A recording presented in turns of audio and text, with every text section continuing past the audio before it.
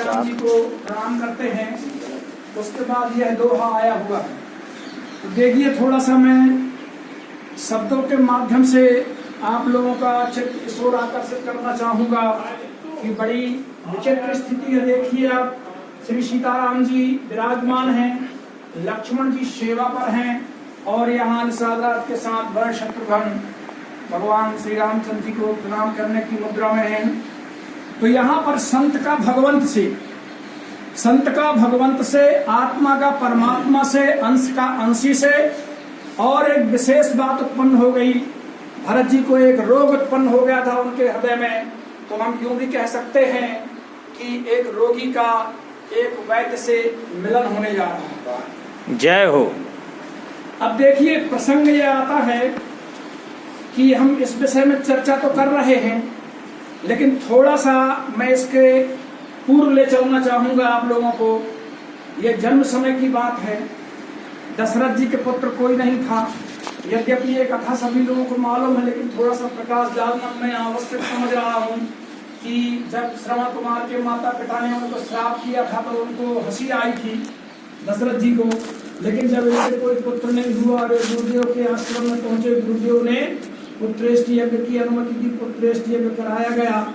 और उस समय जो यज्ञ से प्रसाद प्राप्त हुआ उसमें क्या किया गया, एक जो प्रसाद का भाग था, अर्ध भाग कौशल्या ही दीना, उस भाग का आधा करके माता कौशल्या जी को दे दिया गया। अब बचा कितना? आधा। उभय भाग आधे कर दीना, उसका भी उनने आधा किया। अब आधा करने के बाद में जो उसके दो भाग किए गए, उसमें से एक भाग माता कैकेयी को दे दिया गया। कैकेयी का नृप सो दयऊ और रहो सो उभय भाग पुण्य भयऊ। जो बचा उसके भी दो भाग किए गए, दो आने। अब इसके बाद में उसको कौशल्या कैकेयी हाथ धरी, एक भाग माता कौशल्या को दिया गया कि आप सुमित्रा को प्रदान करें, और एक भाग माता कैकेयी को दिया गया कि सुमित्रा को प्रदान करें। तो जो भाग माता कौशल्या ने दिया सुमित्रा के लिए, उससे राम का अनुसरण करने वाले, राम के अनुयायी लक्ष्मण जी का जन्म हुआ। और जो भाग माता कैकेयी के हाथ से दिया गया सुमित्रा को, उससे भरत का अनुसरण करने वाले, भरत के अनुयायी शत्रुघ्न जी का जन्म हुआ। थोड़ा सा और आगे बढ़ूंगा मैं, ध्यान इस ओर आकृष्ट करूंगा कि अब इनका देखिए नामकरण के समय क्या है और कैसे ये अनशन सहित देह धरिताता और करियो चरित भगत सुखदाता, अनशन सहित मनुज अवतारा, लई हो दिनकर वंशोधारा। थोड़ा सा अंश पर ध्यान दीजिए कि सो सुख धाम राम ऐसा नामा, अखिल लोकदायक विश्रामा। जो परम पिता परमात्मा भगवान श्री रामचंद्र जी है, ये कैसे हैं? सुख के धाम हैं। कैसे हैं? सुख के धाम है, अखिल लोक को विश्राम देने वाले हैं। लेकिन देखिए, विश्व भरण पोषण कर जोई। अब यहाँ देखिए अंश कैसे आता है, ताकर नाम भरत अस होई। ये इनकी अब एक और विशेषता देखिए, ये शंख के अवतार है, भगवान का जो वंश शंख।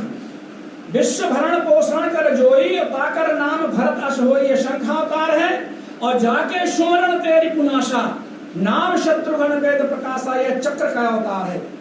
और लक्ष्मण धाम राम प्रिय सकल जगत आधार, और गुरु वशिष्ठ तेहि राखा लक्ष्मण नाम उदार, अर्थात यह शेषावतार है।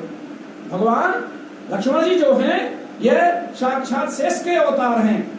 और इनके अंश से देखिए, आप विचार कीजिए, किनके? राम लक्ष्मण भरत शत्रुघ्न, इनके अंश से शंभु विरंच विष्णु भगवाना और उपज ही जासु अंश ते नाना। मतलब इनके अंश से भी इनकी उत्पत्ति कैसे, एक दो नहीं, अनेकों, नाना, अनेकों उत्पत्ति हो सकती है।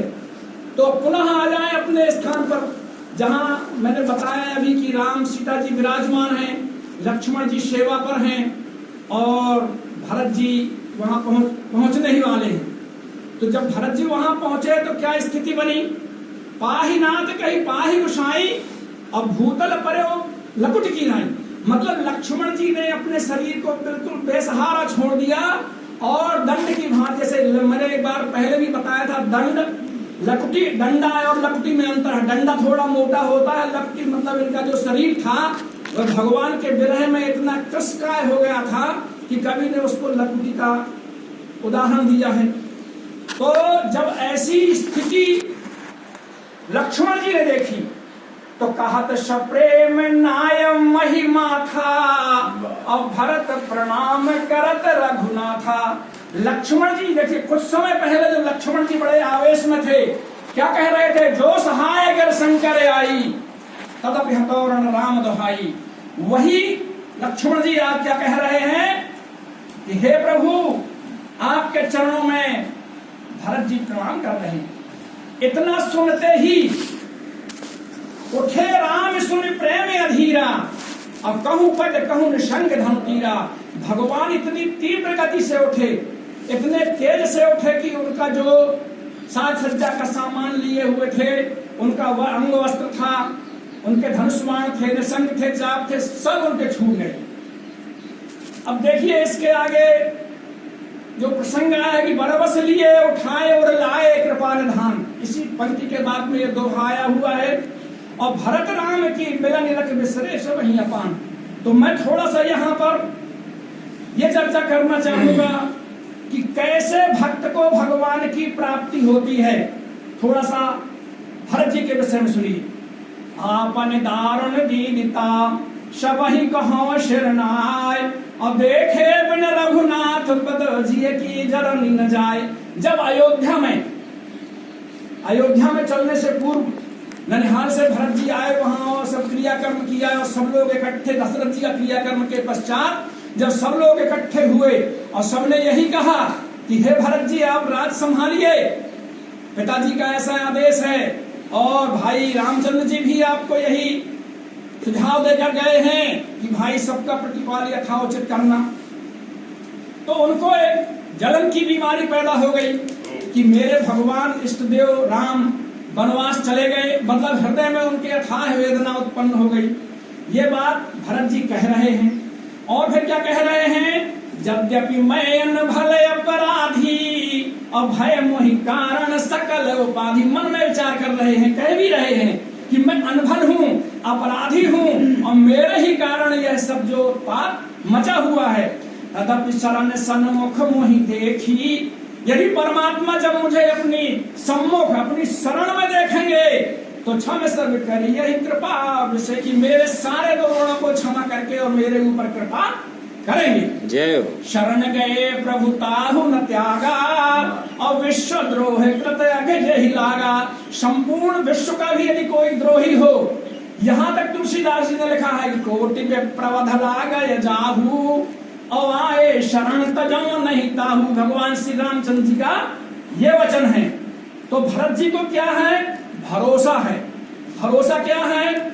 एक शरणागति का प्रकार है। षट शरणागति अर्थात अनुकूल आचरण। हमें अपने इष्ट के अनुकूल आचरण करना चाहिए, प्रतिकूलता का त्याग करना चाहिए, और विश्वास रखना चाहिए, अटल विश्वास। तो यही पर है कि मोहि रघुवीर भरोस, अटल विश्वास है। भगवान का हमें रक्षक के रूप में वर्ण करना चाहिए, उनके प्रति आत्मसमर्पण करना चाहिए, और दैन्य भाव करना चाहिए।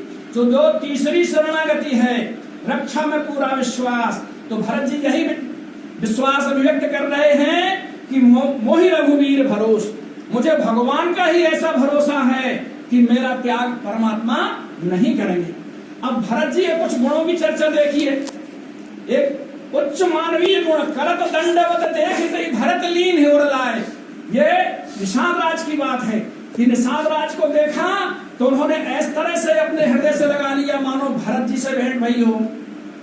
और जब उनके साथ जितने लोग चल रहे थे, नगर के पुरवासी, सेना, सभी लोग थे, तो जहां तहां लोगों ने डेरा कीन्हा, और भरत शोध सब ही कर लीन्हा, और चरण चाप कह कहे मृदुबानी, और जननी सकल भरत सनमानी। मतलब उनकी स्वयं की तो परेशानी थी ही। स्वयं की परेशानी क्या थी? झलका झलकट पायन, कैसे उनके पैरों में छाले पड़े हुए थे, चलने की सामर्थ्य नहीं थी। लेकिन देखिए इसके बाद भी एक आदर्श मानवीय गुण था कि सभी की खबर ले रहे थे, माताओं के चरण चाप रहे थे। ऐसे व्यक्ति में, ऐसे भक्त में जो गुण होते हैं, उनको परमात्मा उठा करके अपने हृदय से लगाते हैं। तो देखिए झलका झलकट पायन कैसे, और पंकज कोश ओस गण जैसे। ऐसी स्थिति देखी जब उन्होंने, तो प्रकृति भी उनके अनुकूल हो रही है। और भगवान श्री रामचंद्र जी ने भी वन देवी से कहा था कि हे देवी, मैं तो आ गया, लेकिन मेरा एक भाई पगला है, मेरे प्रेम में पागल है, कि जब वो आएगा तो इस रास्ते के जो कंकड़ पत्थर हैं उनको देख करके वो बहुत परेशान होगा। बोले कैसे परेशान होगा? भाई इतना कोमल है क्या तुम्हारा भाई जो अयोध्या का राजा है वो इन कंकड़ पत्थरों का सामना नहीं कर सकता?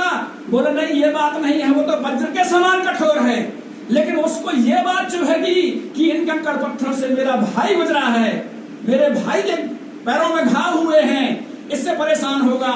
इसलिए उन्होंने वन देवी को आदेश दिया था कि ये सारे कंकड़ पत्थर आप इनको भरत के आने पर आप इनको छुपा लें। तो दशा देख सुर बरसहि फूला और भय मृदु महिमग मंगल मूला।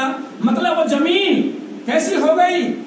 भय मृदु महिमग मंगल मूला, मुलायम हो गई जमीन, जमीन मुलायम हो गई।